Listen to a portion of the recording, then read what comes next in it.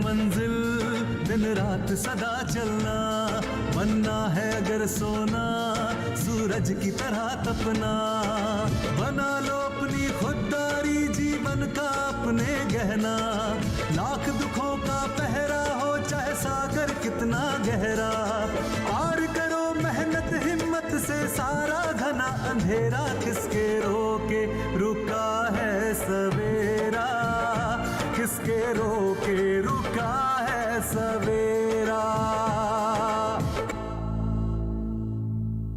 अब शिवा मेरा भाई है, इस बात को मैं बदल तो नहीं सकती हूँ, पर अगर भाई गलत रास्ते पे चला जाए और मैं चुपचाप बैठ के देखूं, ये मैं कभी नहीं कर सकती हूँ। लेकिन एक बात बताते हैं अम्मा, जिस नागिन को तुम लोग दूध पिला रहे हो ना, एक दिन पूरे घर को खा जाएगी वो। अरे कोनो दाल भात है का? कर लेने दो उसको जो करना है, हम भी किसी से कम नहीं। ऐसा नाच नचाएंगे उस नागिन को कि पानी भी नहीं मांगेगी।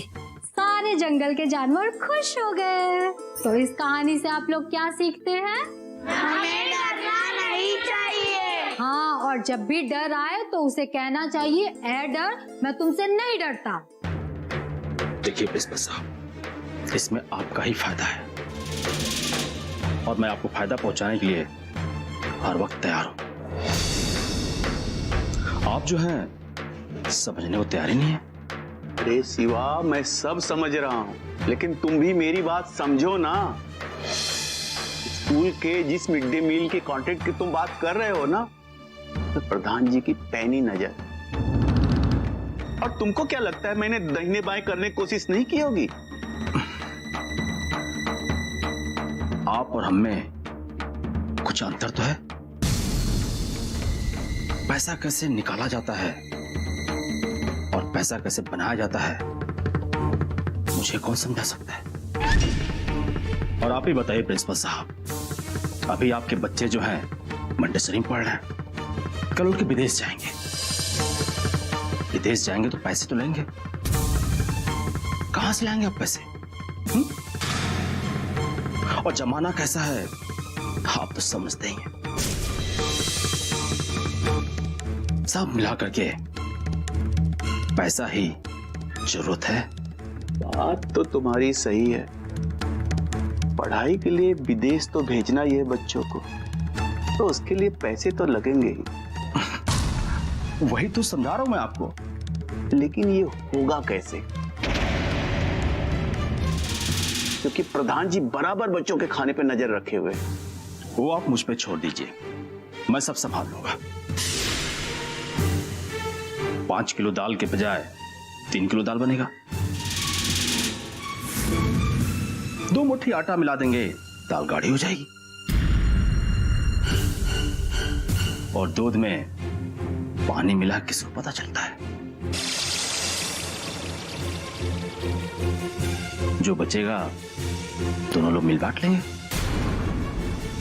तुम्हारा आइडिया तो सही है, लेकिन मुझे नहीं लगता है प्रधान जी तुम्हारे मिड डे मील के स्कूल कॉन्ट्रैक्ट की बात मानेंगे। कि शौचालय में जो धांधली हुई है ना, रामलाल ने जो प्रधान जी से तुम्हारी शिकायत की है ना, मुझे नहीं लगता है कि तुम्हारी छवि कुछ प्रधान जी की नजर में अच्छी होगी। और ऊपर से तुम्हारी बहन किरण, वो भी तो तुम्हारे खिलाफ है।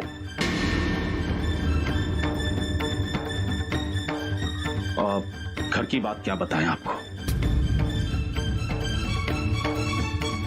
ये रामलाल को तो मैं संभाल लूंगा।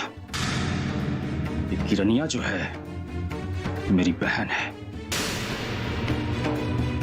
जब घर में विभीषण जैसे सगे संबंधी हो तो लंका बचाना कितना मुश्किल होता है वो मैं जानता हूं।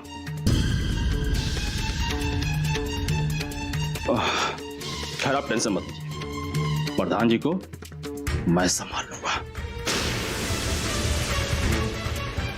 तब ठीक है, मैं तुम्हारे साथ, लेकिन जो पैसा बचेगा वो आधा आधा बटेगा।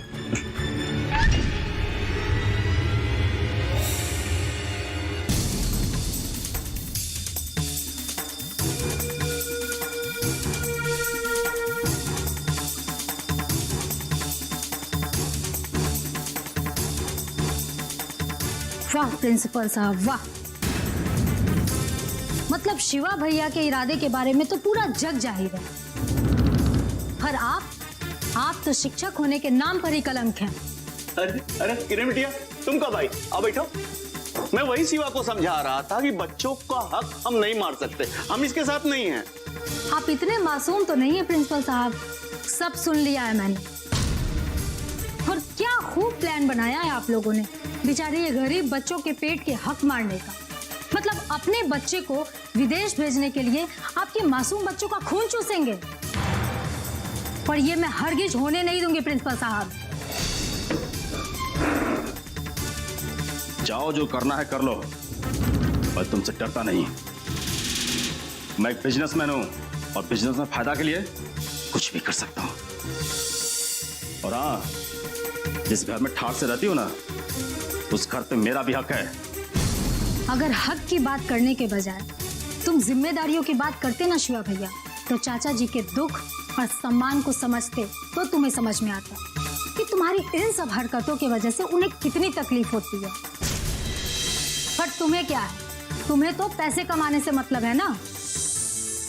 और आपकी यही पैसा की लालच के कारण मनसुख चाचा ने जहर खाया था और आप बच्चों के खाना में जहर मिलाना चाहते हैं। जरा सा भी तुम्हारे अंदर आत्मसम्मान नाम की चीज है कि नहीं है शिवा भैया? मेरा सम्मान और अपसम्मान सिर्फ पैसा है, और तुम्हें बोलने का कोई हक नहीं है। पूरा हक है।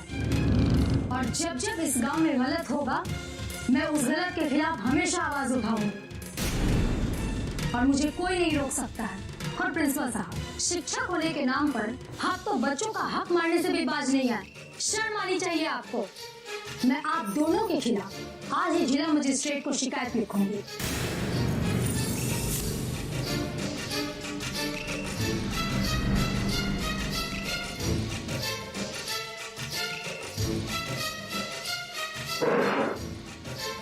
हे भगवान, ये किरनिया तुम्हारे चक्कर में एक न एक दिन हमको जेल करवा के ही रहेगी। प्रिंसिपल साहब, आप टेंशन मत लीजिए, सब अच्छा होगा।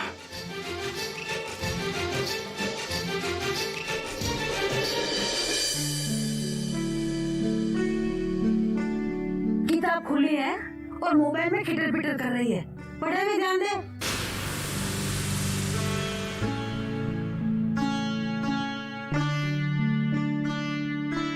नमस्ते भौजी। अरे आओ आओ छबीली, बड़े मौके पे आई हो, तुझे ही याद कर रही थी। क्या बात है भौजी, मेरी इतनी याद क्यों आ रही थी? अरे आज गोल्ड रंगने गए तो देखा आलता ही खत्म हो गया था। वैसे आज क्या बेच रही हो? बस कुछ नहीं, वही टिक्की बिंदी औरतों का सामान।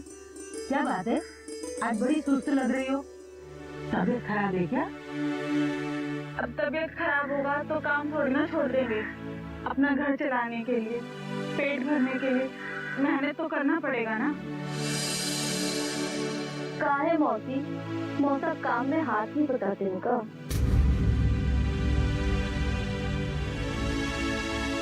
अच्छा भौजी, जो आप छाया बिटिया को पढ़ा रही हो, अगर हम भी पढ़े लिखे होते तो आज हमें ये दिन नहीं देखना पड़ता। और आजकल लड़कियों को आत्मनिर्भर होना जरूरी है, ताकि कल को अपने आप को, अपने परिवार को संभाल सके। जा छबीले, भीतरिया जाके बहुरिया को देख ले, उसे कोनो चीज की जरूरत तो नहीं। जा। हाँ भौजी।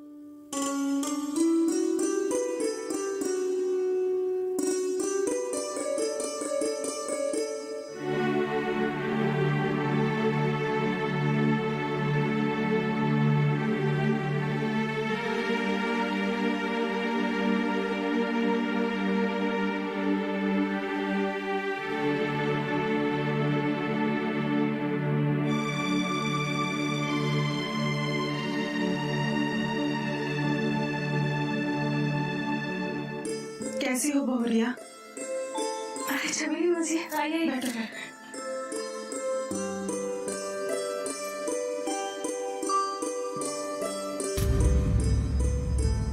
और सूरज बेटा तुम्हारा ध्यान रखते हैं ना? मौसी, पति चाहे जैसे भी रखे, पत्नी को उतने में ही खुश रहना पड़ता है।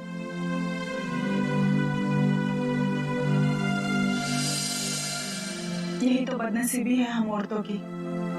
मांग में रत्ती भर सिंदूर लगाकर ये लोग हमारे करता धरता हमारे परमेश्वर बन जाते हैं। खैर ये सब छोड़ो, ये बताओ कि क्या लोगी? ये देखो, बिंदिया, सिंदूर, चूड़ियां, ये देखो।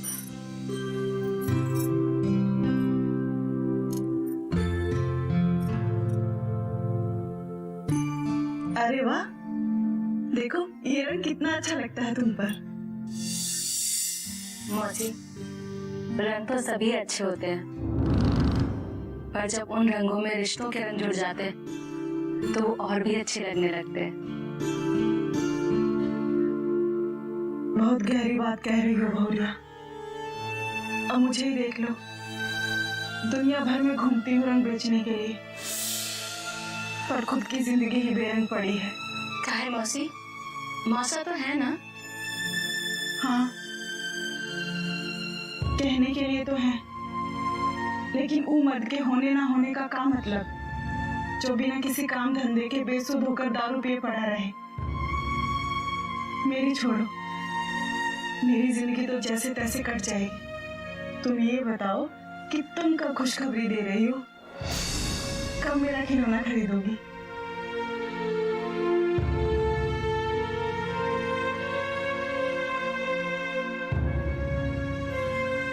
अरे बहुरिया, चिंता मत करो, सब ठीक हो जाएगा।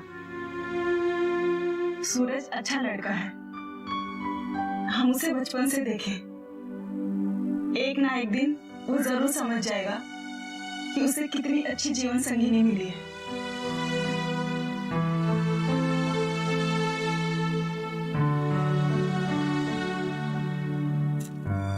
ये लो, मेरी तरफ से आशीर्वाद, सुहाग की निशानी। सदा सुहागन रहो और जो तुम चाहो वो तुम्हें मिले।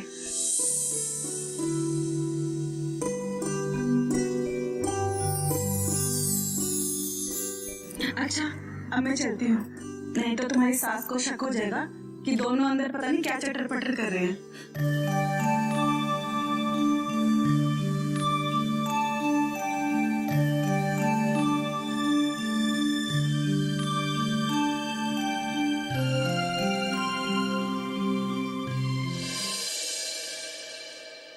भौजी, तुम्हारा तो उम्र हो गया नाती संग खेलने का। सूरज बाबू, अपनी अम्मा का तो ध्यान रखो।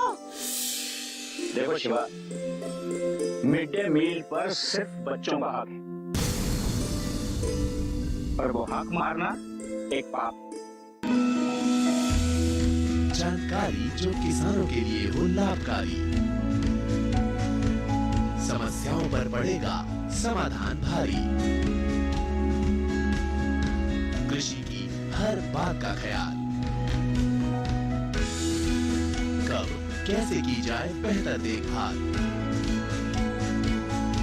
जानिए विशेषज्ञों के साथ, देखिए खेत खलिहान, सोमवार से शुक्रवार सुबह 7 बजे डीडी किसान पर।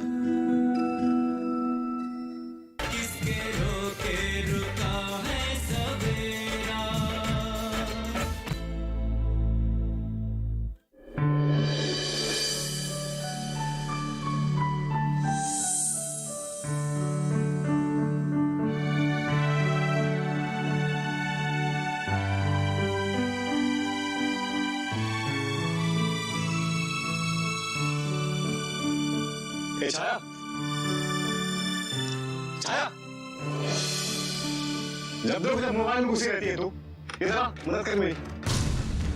नहीं भैया, मुझे पढ़ाई करनी है, मैं जा रही हूँ। देख रही हूँ माँ, कितनी कामचोर हो गई है। जब से धीरज भैया ने इसका शहर के कॉलेज में एडमिशन कराया है, इसको तो बहाना मिल गया है। पढ़ाई का नाम लेकर घर के किसी काम में हाथ नहीं बढ़ाती। धीरज भैया ने इसको सर पे चढ़ा लिया है। अब तुम दोनों भाई बहन के झगड़े में मैं नहीं पड़ने वाली। पता नहीं कब झगड़ते हो और कब सुलह हो जाती है। ऊपर से तुम्हारा भाई धीरज फरमान जारी कर दिया है कि छाया को कोई कुछ नहीं कहेगा। अगर अपने भाई बहनों के प्रति इतना प्यार है तो छोटे भाई के लिए भी तो सोचना चाहिए ना कुछ। अरे शहर जाके नौकरी करना चाहता है मेरा सूरज। अरे भाई मैं मदद कर देता हूँ ना। अरे आजा संतोष। क्या मजबूत बांधे हो भाई।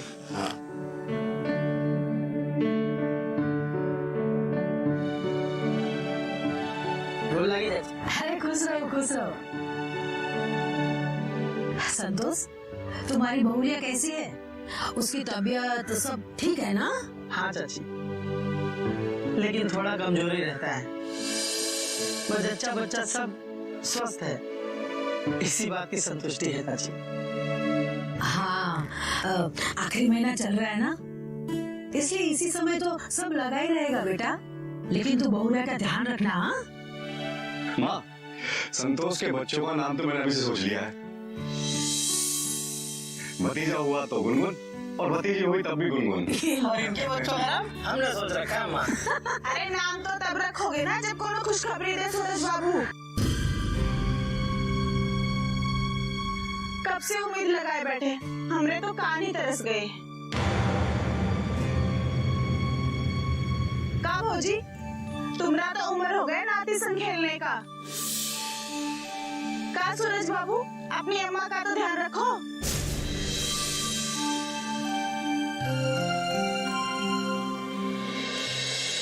प्रधान जी, आखिर सब काम प्रिंसिपल ही तो नहीं कर सकता है ना।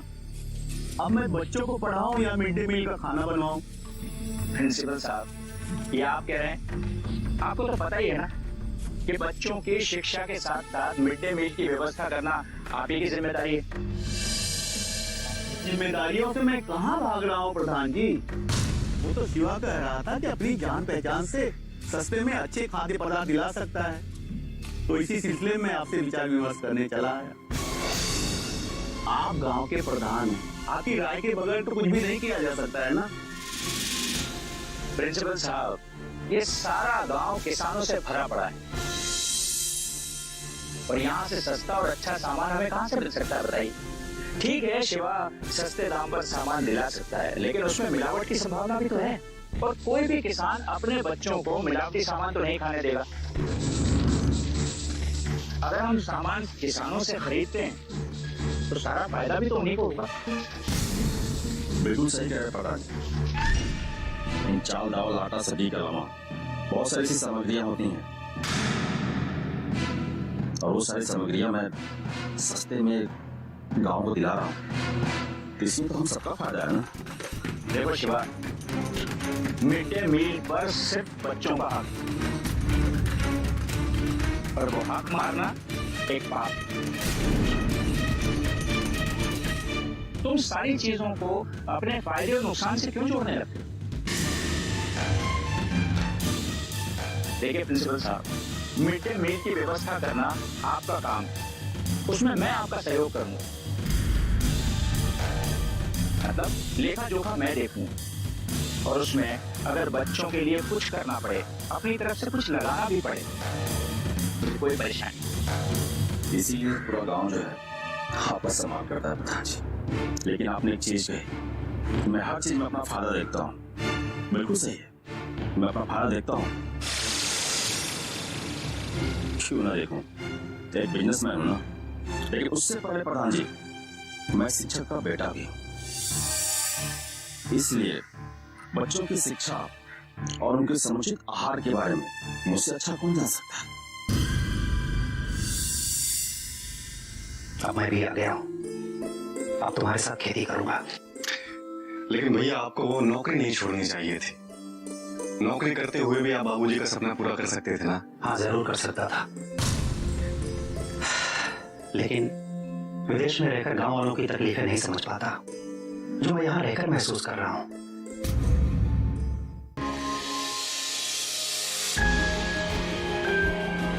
सहेजे कण कण को, सुंदर दे रूप रंग आकार,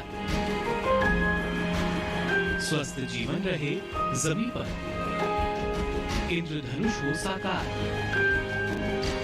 देखिए प्रकृति की ओर, गुरुवार सुबह 9:30 पर। किसके रोके रुके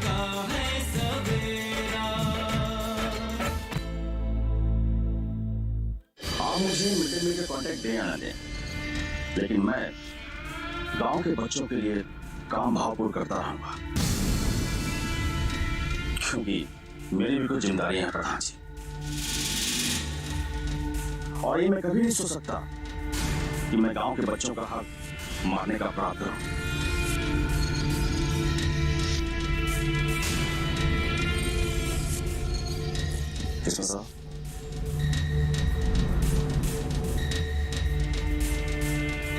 तो प्रिंसिपल साहब, ये जो समस्या थी इसका समाधान तो हो गया। मुझे लगता है कि अब आगे कोई परेशानी नहीं। ठीक प्रधान जी, जैसा आप कहें।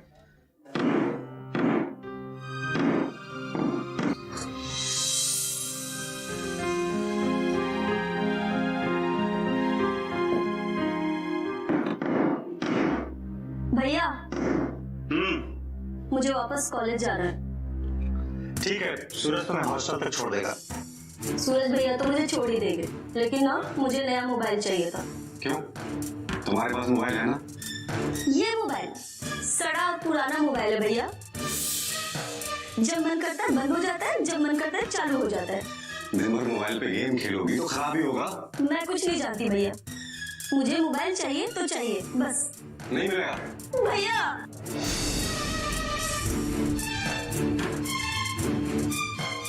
अच्छा ठीक है, तुझे नया मोबाइल मिल जाएगा, बस खुश? सूरज,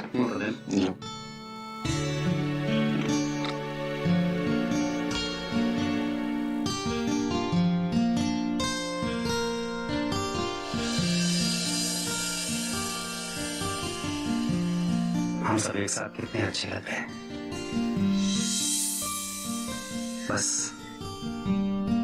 बाबू जी की कमी महसूस हो रही है।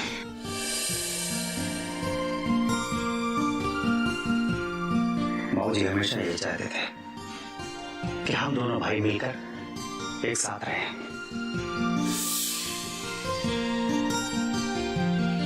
और इस गांव के लिए कुछ करें जिससे इस गांव के लोगों के जीवन स्तर को हम ऊपर उठा सके। हम दोनों भाई मिलकर बाबूजी के सपने को अगर इतना भी साकार कर पाए ना, तो बाबूजी की आत्मा को बहुत शांति मिलेगी। और वैसे भी सूरज, मेरे ना रहते हुए भी तुमने इस घर को और खेती बाड़ी को बहुत अच्छे से संभाला है। अब मैं भी आ गया हूं, अब तुम्हारे साथ खेती करूंगा। लेकिन भैया, आपको वो नौकरी नहीं छोड़नी चाहिए थी। नौकरी करते हुए भी आप बाबूजी का सपना पूरा कर सकते थे ना? हाँ, जरूर कर सकता था, लेकिन विदेश में रहकर गांव वालों की तकलीफें नहीं समझ पाता जो मैं यहां रहकर महसूस कर रहा हूं। और वैसे भी मैं अपने परिवार के साथ हूं, इससे ज्यादा खुशी की बात मेरे लिए क्या हो सकती है? वो ठीक है भैया, लेकिन गांव में आगे बढ़ने के अवसर नहीं है। हम दोनों भाई मिलकर अवसर पैदा करेंगे।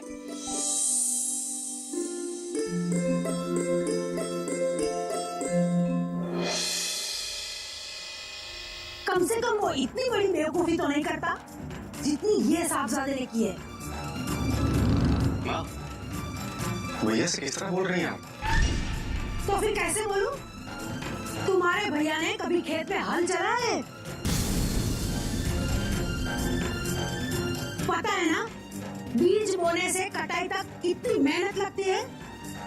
अरे खून जम जाता है हाथ पैरों में। माँ की बात का बुरा मत मानना, तो पता नहीं क्या क्या बड़बड़ाती रहती है। अरे पगली, माँ की भी बात का कोई बुरा मानता है क्या? मैं तो बस इसलिए उदास था कि जन्म देने वाली माँ का प्यार तो देखा नहीं। काश इस माँ की कोख से पैदा हुआ होता।